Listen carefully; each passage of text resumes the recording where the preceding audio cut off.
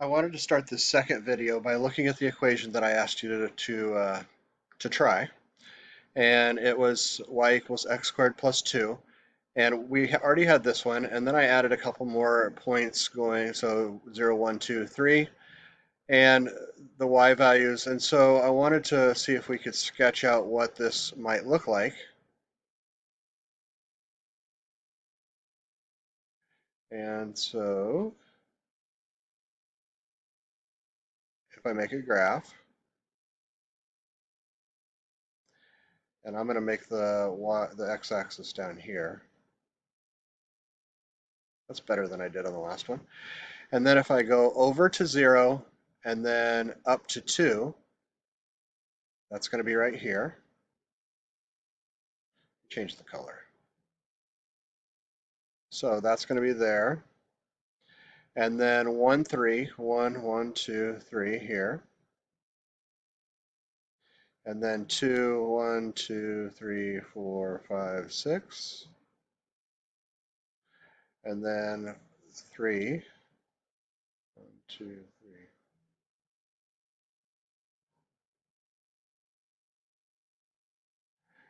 Then we have that. Now, but in the last video, we talked about how having an x squared should have this kind of a shape, a parabola shape, because this is a quadratic function. But this does not look like that. And so what we want to do then is, what if we put in like -1? -1 squared is +1 plus 2. That's going to be 3. So now we're right there. And then if we do -2, -2 squared is +4 plus 2. That's 6. And so, and then this, if we do -3, the same thing's going to happen with that happened with these other two. They're kind of repeating. So this would be 11. And so one thing you've got to be careful about is not having the whole picture, if you will. Now, we talked about in the last video, positive versus negative. And positive versus negative had to do with its relationship between the x-axis. So as you can see, we don't have anything down here in the negative side. Everything that we have is in the positive. And so if I go ahead and I draw this out, which I've proven I'm not very good at on this distance learning stuff. Okay? So that's better than I did on the last one. And we know that these arrows mean that this is going to continue up in the same path and continue out in the same path. So this is going to go towards positive infinity for both your x and your y, because even though it's going faster up than it is out, it's still going to continue to go out. Same thing's true over here. This one's going towards negative infinity that way, even though it's going positive. So the entire graph is positive. Now,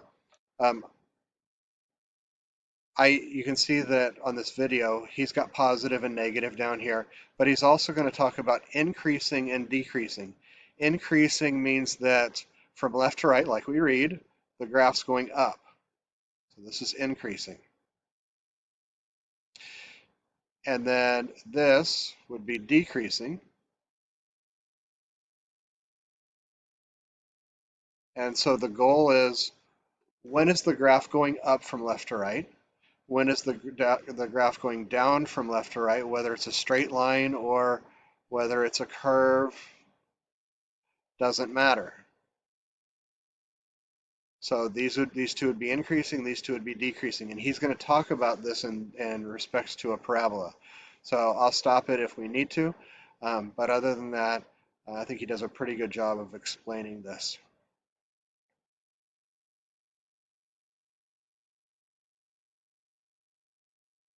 decreasing, when are they positive and when are they negative? It's pretty simple, but it gets confusing. So let me ask it this way. For what x values is the y value increasing? So when I plug in my x and I get my y values, right? When is it?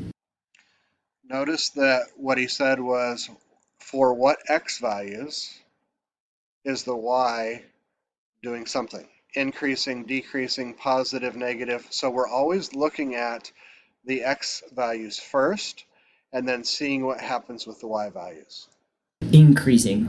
And we're talking about from left to right. So, well, if I plug in x, I'm going to get this number. Then I'm going to get this number. It means it went down. It went down, it went down, it went down.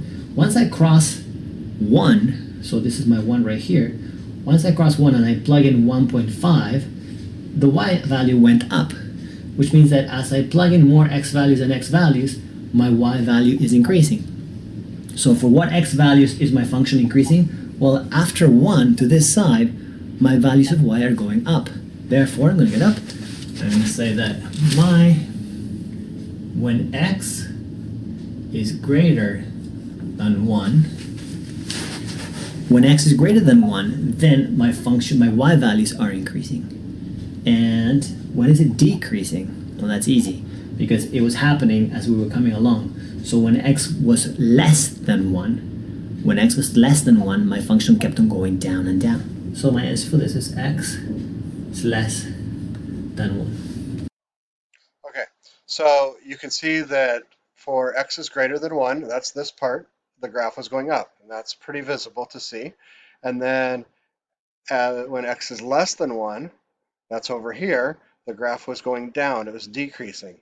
Now, one of the things that he didn't include is he didn't include 1.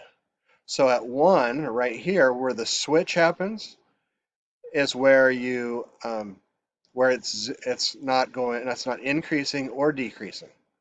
So it's neither one, and so that's why he didn't include that. It's kind of like if you're going to turn a corner, you come and then you're going pretty fast and you gradually have to slow down, and then this is where you're stopped or you're not going anyway, and then you turn the corner and you can then speed up again.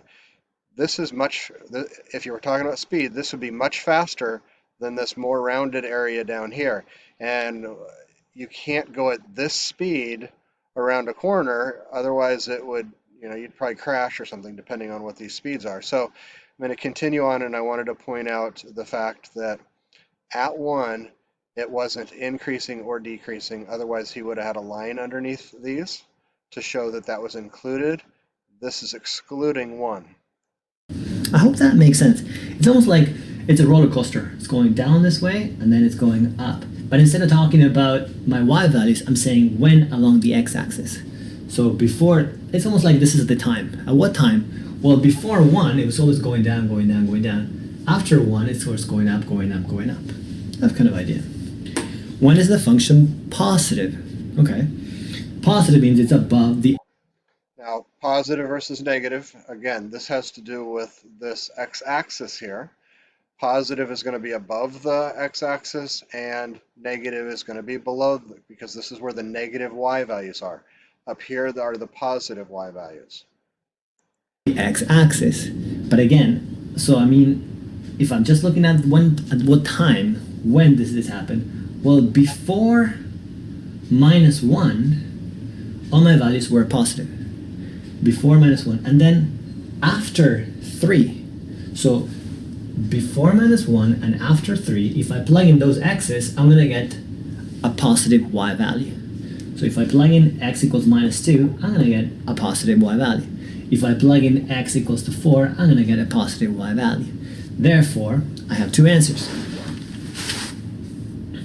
Notice that he's checking the x values to see what happens to the y value in those specific spots. So when he writes down numbers here, he's going to be referencing them in accordance to x. Either x is less than -1 or x is greater than 3. X is less than -1 gives me a positive y value, and x is greater than 3 gives me a positive y value. What happens between -1 and 3? Well, if I plug in x equals 0, I'm going to get a negative y value. If I plug in x equals 1, I'm going to get a negative y value. If I plug in x equals 2 or anything in between, I'm going to get a negative y value. So that's just like we did for domain and range. We're going to have the -1, -1, then the x, and then the 3. Notice that at no point in time I actually put an equal sign on my guys, because Notice that he put from -1 to 3.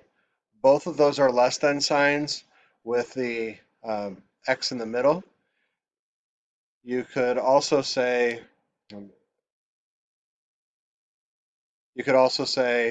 over here on the negative side that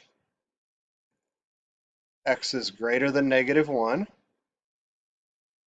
and x is less than 3. He's just kind of put them together with only one x so that we can see that another way to write this one would be -1 is greater than, is less than, less than x. And so then he's just kind of put this information over here with the x's overlapping. So he's got -1 less than x, which is less than 3. So I just wanted to quickly go over that.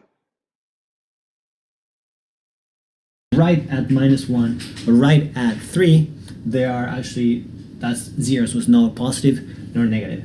And that's kind of the same thing.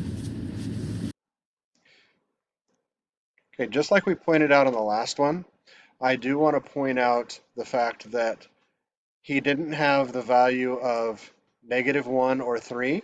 He didn't put the line underneath to show equals, because at -1 and at 3, it's not positive, it's not above the line, and it's also not negative, it's not below the line. It's actually 0 at those 2 points. So it's important to point that out.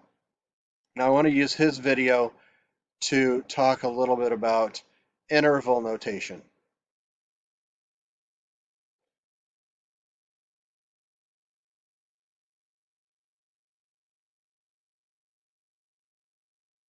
Interval notation is used when we're talking about a range of points. So for example, if we're talking about when the graph is decreasing, we would say that it's from here, wherever that arrow is pointing to, down to 1. Okay, and so it's decreasing from wherever that arrow is going, which we talked about. That's probably like negative infinity, because it's going to keep going on the x. Even though it's going up this direction, it's going out. And remember, this is in reflection to the x. And then it stops going down at 1. So I'm going to put a comma here and put 1. Now, if the point is included, I'll do this down here. If the point is included, you use a bracket. This is a definite endpoint and definite endpoint. If it's not a definite endpoint, you use a parentheses.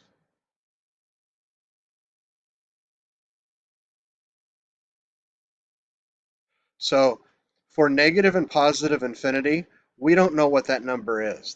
We can't say, oh, that's 1.5 million. There's no absolute number that represents negative or positive infinity. So if you have a negative infinity or positive infinity, it's always going to be a parentheses.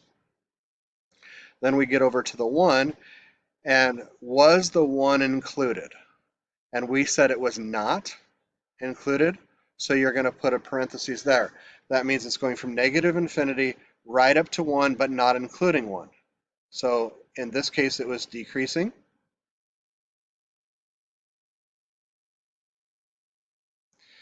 And then starting at 1 and going to positive infinity. Oops.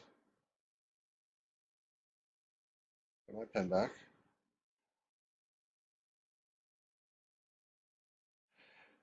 then this is increasing. But then we'll talk about, again, the 1 was not included, so we're talking about a parentheses there. And we're talking about a parentheses here because we said that negative infinity and positive infinity, neither one of them had an exact value. So we are going to stop this video here, and we will get the last video, the third video, in just a